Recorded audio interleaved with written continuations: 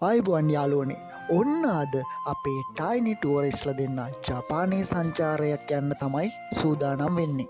ඉතින් එයාලා බස් එකේ නැගලා ටෝකියෝ අගනුවරට යනවා. එයාලගේ ප්‍රධාන අරමුණ තමයි මවුන්ට් ෆූජි ගිනි කන්ද බලන එක.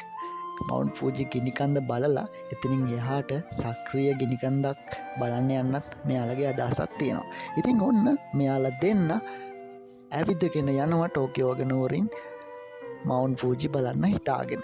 එහෙම ගිහිල්ලා එයාලා හිතනවා අද දවසේ ජපානයේ සාම්ප්‍රදායික ගමක නැවතිලා චුට්ටක් ගිමන් හැරලා හෙට දිනේ ඉඳලා සංචාරය පටන් ගන්න.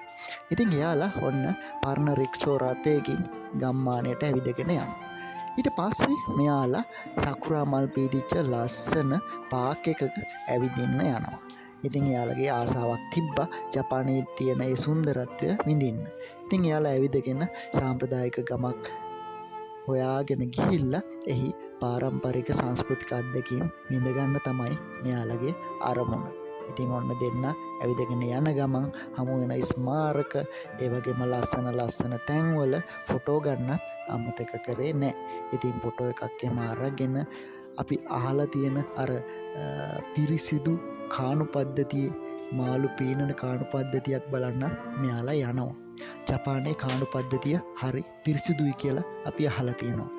ඒ වගේ ලස්සන මාළු කොයිෆි මාළු පීනමින් ඉන්නවා මෙයාලා දකිනවා.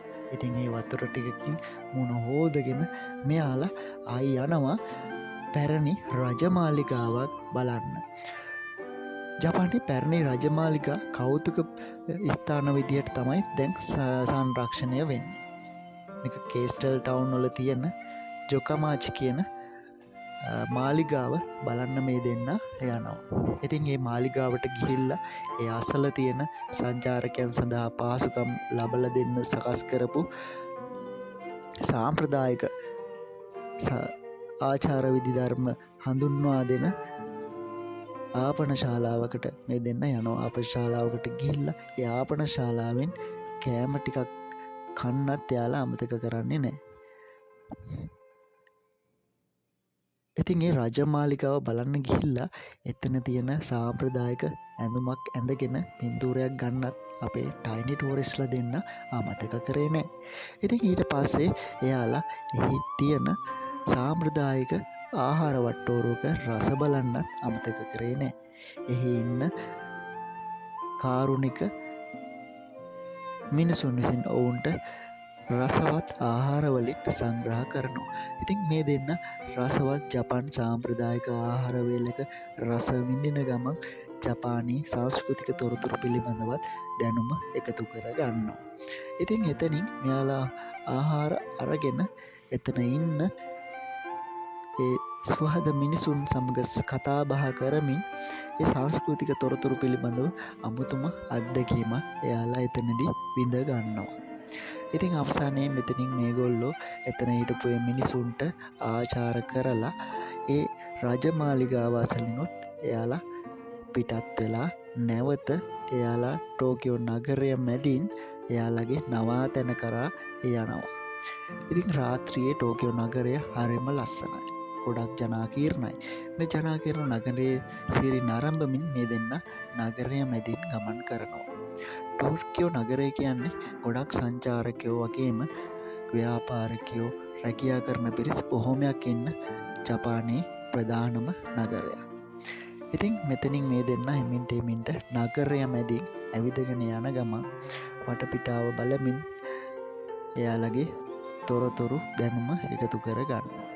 ඊට පස්සේ එයාලා නවාතැන් ගන්න ඉන්න සංචාරක මධ්‍යස්ථානයට ඇවිදගෙන යනවා. සංචාරක මධ්‍යස්ථානයට ගිහිල්ලා එයාලා එහි රාත්‍රී ආහාර වේලක් භුක්ති විඳිනවා. එයත් සාම්ප්‍රදායික ක්‍රමයට සකස් කරපු ජපාන් සංස්කෘතියේ රසවත් සාම්ප්‍රදායික ආහාර වේලා. ඉතින් ඔන්න මේ දෙන්න මේ සාම්ප්‍රදායික ආහාර වේල රස විඳලා එදා රාත්‍රිය එම නවාතැනේ ගත කරන්නේ හෙට දිනේ මවුන්ට් ෆූජි ගිනිකන්ද බලන්න යන්න හිතේ තියාගෙන. ඉතින් ඔන්න දෙන්න උදේම අවදි වෙලා මවුන්ට් ෆූජි වලට යන්න හිතාගෙන පාරේ බස් එකක් එනකන් වාඩි වෙලා ඉන්නවා. මවුන්ට් ෆූජි වලට යන්න පහසුම මාර්ගය තමයි යොෂිදා ට්‍රේල් කියන්නේ.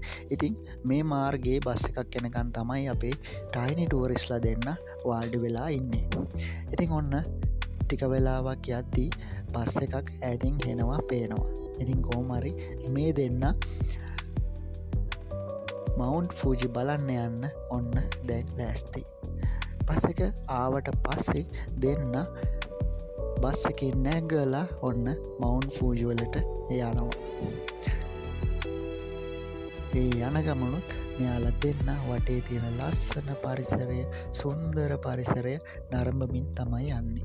මවුන්ට් ෆූජි පිහිටලා තියෙන ඒ ප්‍රදේශය ඇත්තටම ලස්සන සුන්දර පරිසරයකින් සමන්විතයි. ඒ යන සංචාරකයෝ ගොඩක් ආකර්ෂණය වෙන්න හේතුවත් මේ මවුන්ට් ෆූජි අවට තියෙන පරිසරය තමයි. ඉතින් මෙයාලා බස් එකේ ජනේලෙන් දෙපස තියෙන සුන්දර පරිසරය බලා මවුන්ට් ෆූජි වලට ගමන් කරනවා. ඊට පස්සේ එයාලා බස් එකෙන් බැහැලා මවුන්ට් ෆූජි දෙසට ඇවිදගෙන යනවා. පයින් යද්දි ඒ වටපිටේ තියෙන සුන්දර පරිසරය එයාලාට හරි ලස්සනට දිස් වෙනවා. ඉතින් ඔන්න මේ දෙන්න මවුන්ට් ෆූජි ආසන්නයටම ගිහිල්ලා ඇවිදලා ළඟට ගිහිල්ලා ඒ පරිසරයේ සුන්දරත්වය විඳින ගමන් මවුන්ට් ෆූජි වල තියෙන ලස්සන විඳ ගන්නවා. ලෝකයේ සංචාරකයෝ බොහෝ දෙනෙක් මේ මවුන්ට් ෆූජි බලන්න එනවා. මවුන්ට් ෆූජි කියන්නේ ජපානයේ තියෙන විශේෂිත ගිනිකන්දක්. ආගමික හා සංස්කෘතික අතින් ඉතාමත් වටිනාකමක් තියෙන ජපන් ජාතිකයෝ ගරු කරන තැනක් කියලා තමයි මවුන්ට් ෆූජි හඳුන්වන්නේ. ඉතින් මවුන්ට් ෆූජි වල තියෙන වැදගත්කම අපි අපේ වීඩියෝ එකේ ඩිස්ක්‍රිප්ෂන් එකේ ඔයාලට වැඩිදුර දැනගන්න දාලා තියෙනවා. ඉතින් මවුන්ට් ෆූජි කියන්නේ අති විශිෂ්ට ගිනිකන්දක් ලෙස සලකනවා. එය මීටර 3776ක් පමණ උසකින් යුක්තයි කියලා තමයි සටහන් වෙන්නේ. ටෝකියෝ නගරේ ඉඳලා කිලෝමීටර් 100ක් පමණ දුරින් තමයි මේ මවුන්ට් ෆූජි පිහිටලා තියෙන්නේ. ඉතින් එයාලා මවුන්ට් ෆූජි බලලා ඉවර වෙලා ඊළඟට සැලසුම් කරන්නේ පුපුරන ගිනිකන්දක්. එහෙම නැත්නම් සක්‍රීය ගිනිකන්දක් බලන්න යන්න තමයි.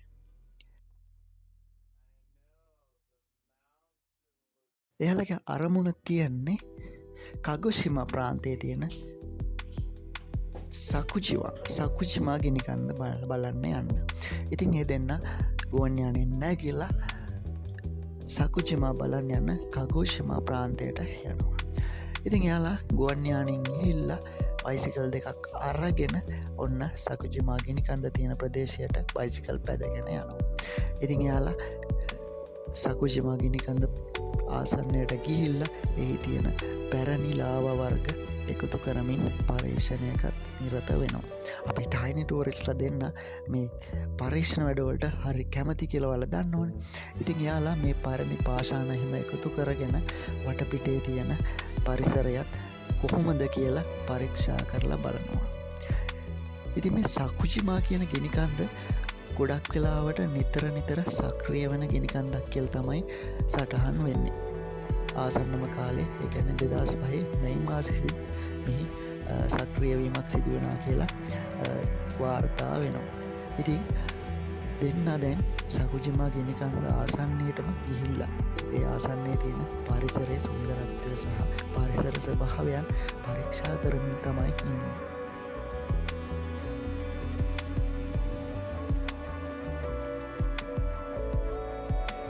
ඉතින් මේ අවට ගිනිකන්ද පුපුරලා ගිහින් ඉතුරු වෙලා තියෙන විවිධ පාෂාණ වර්ග අරගෙන මෙයාලා පරීක්ෂා කරනවා.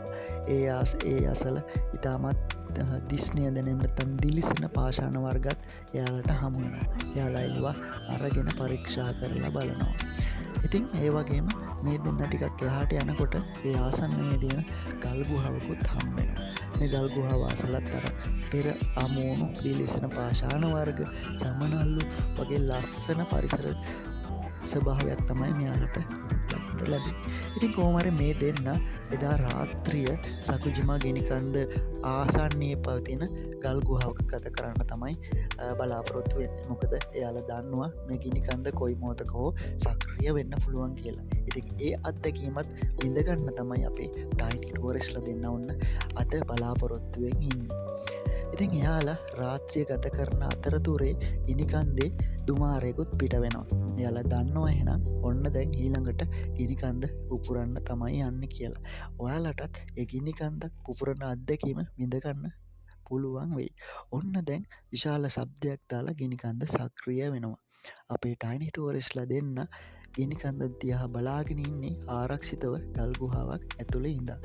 ඉතින් ගිනිකන්ද සක්‍රිය වෙන ආකාරය බලන් හිටපු මේ දෙන්නට පොඩ්ඩක් හිතෙනවා එළියට ගිහිල්ලා මේකේ ලස්සන කොහොමද කියලා බලන්න.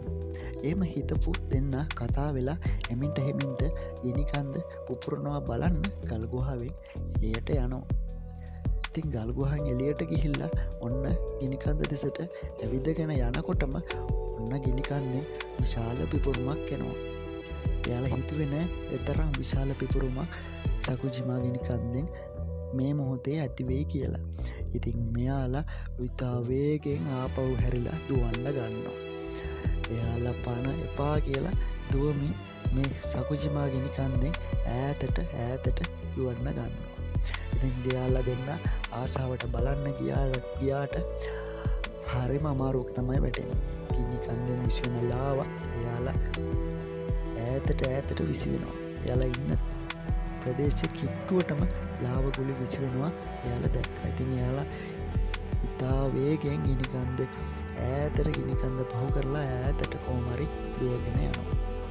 ඉතින් ඔන්න ඔහොම තමයි අපේ ටයිනි ටුවරිස්ලා දෙන්න ජපානයේ ගිනිකඳු අත්දැකීම් විඳගන්න ගියේ. කොහොමරි දෙන්න එතනින් දුවලා ඇවිල්ලා අමාරුවෙන් කෝච්චි ස්ටේෂන් එකට ඔන්න එනවා ආපහු එන්න බලාගෙන. ඉතින් දෙන්න ගිනිකඳු අත්දැකීම් විඳගත්තට පස්සේ එතනින් කෝච්චි ස්ටේෂන් එකේ කෝච්චියක් එනකම් මේ විදිහට බලන් ඉඳලා කෝච්චිය නැගලා ආපහු එන්න සූදානම් වෙනවා. ඉතින් ඔන්න අපේ ටයිනි ටුවරිස්ලා දෙන්නගේ ජපාන් සංචාරය අවසන් කරලා ඒ දෙන්න කෝච්චිය නැගලා ආපහු ගෙදර යන්න යනවා. ඉතින් මේ අත්දැකීමත් ඔයාලට සුන්දර අත්දැකීමක් වෙන්න ඇති කියලා අපි විශ්වාස කරනවා. ඉතින් අපේ ටයිනි ටුවරිස්ලා දෙන්නට සහායයක් විදිහට අපේ channel එක subscribe කරලා ඔයාලගේ අදහස අපේ කමෙන්ට් තීරුවේ සටහන් කරන්න කියලා අපි ආදරයෙන් ඉල්ලා සිටිනවා. ඉතින් බොහොමත්ම ස්තුතියි.